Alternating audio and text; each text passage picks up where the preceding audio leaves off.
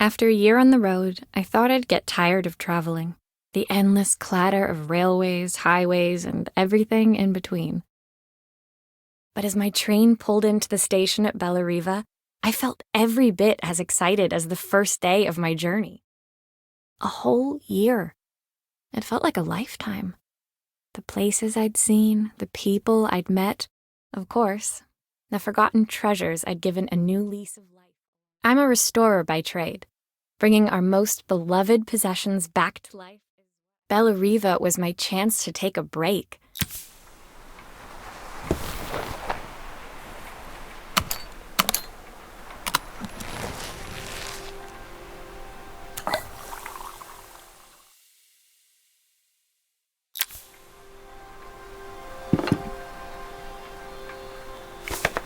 My passport. Not many blank pages left now.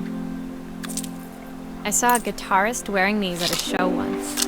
Rock and roll repairwoman at your service. The tools of my trade. No hope of restoring things without these. Who doesn't love a scrunchie? Practical and stylish. My parents took this after I made my first repair. It seems like a lifetime ago. I'll hand these out once I'm settled in. Fingers crossed they get me some work.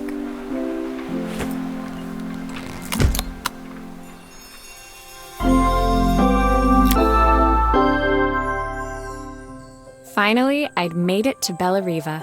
I'd come for the food festival, taking place in a few days' time. After living off TV, of course, I'd need to earn enough money to pay for it, so I figured I'd head out the next day and find some work. My parents never wanted me to go. They wanted me to stay in their shop and have a simple, stationary life. I knew there was a world out there. I daydreamed constantly about the weird and wonderful places each of our antiques came from.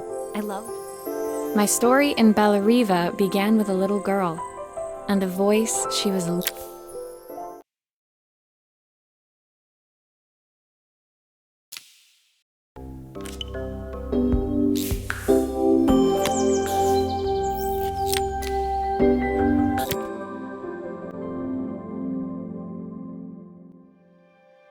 It was my first morning in Bellariva, and I couldn't wait to leave my hotel and explore.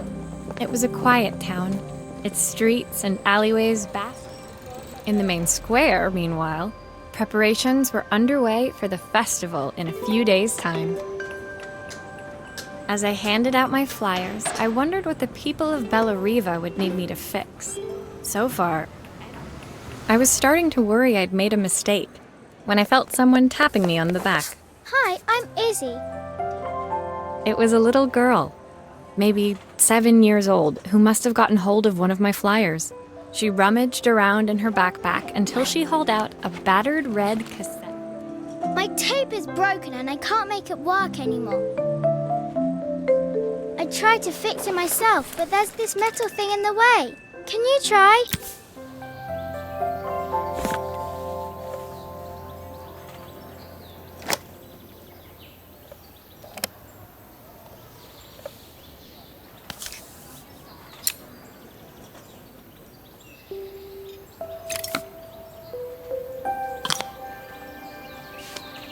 Aha! Those batteries look like they need replacing. Luckily, I have some spares.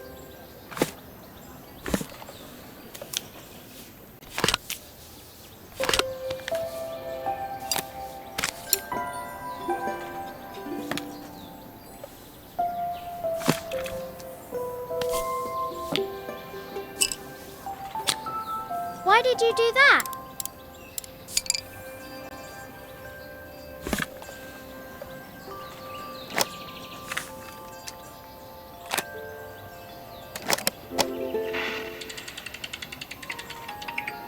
Will you dream a dream for me?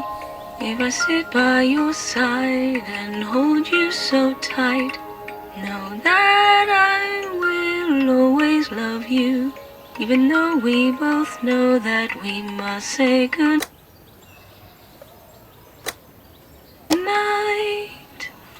Good night, my darling.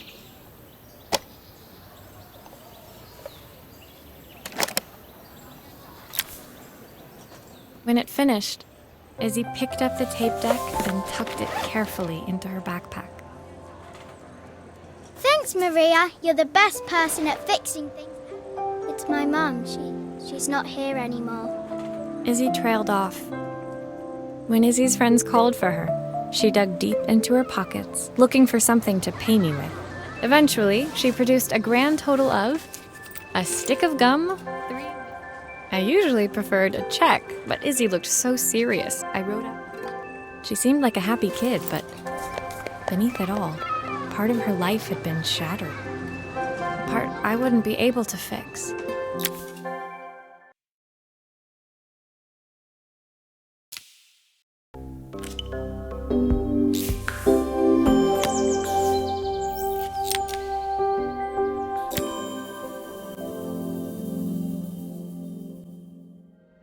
My first repair complete, I spent the rest of the day doing small jobs in and around the square. I was exhausted when I got back to my hotel and found a message asking me to make one more visit. The address led me to a quaint little house, a stone's throw from the beach. Bathed in the evening light, it looked beautiful. The front door was opened by a harried-looking man, still dressed from a long day at the office. Are you Maria? My name's Joseph. I'm Isabel's father. I'm so sorry she bothered you this morning. Please, come in. I'd like to settle up properly. On the mantelpiece, I saw the remains of a broken statue. Without thinking, I picked up a fragment. Ah, my father's statue. What's left of it, at least. Yet another way I'd have disappointed him. It survived 100 years in this family. But 5 minutes with Isabel and... Do you think you can salvage it?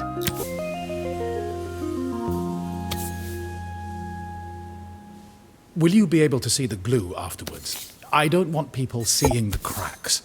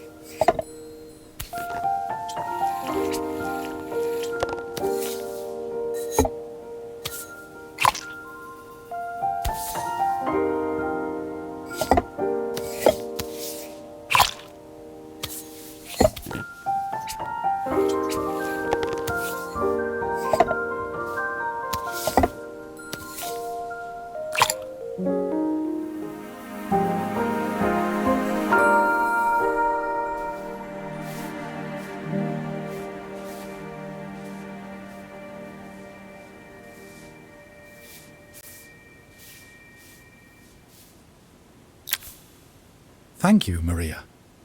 It looks as perfect as it ever did. My father wanted me to make something of myself. He didn't have time for anything less.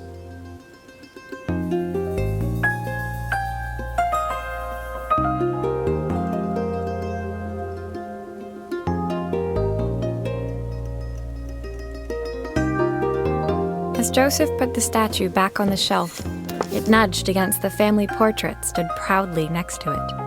So he was Bellariva's mayor. And that was Izzy's mom. They must both miss her so much. Sorry, I'm a little tired. I've been working late getting things sorted for the festival. There's only a few days to go. Looks like I'll be working late. Again. When I told my parents I wanted to leave, they always found an excuse to be busy, to avoid talking about it. I guess keeping themselves occupied was their way of pretending it wasn't happening.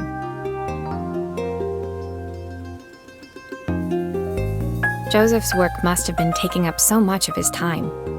But maybe that was what he wanted. I just hoped he was finding enough time for Izzy, too.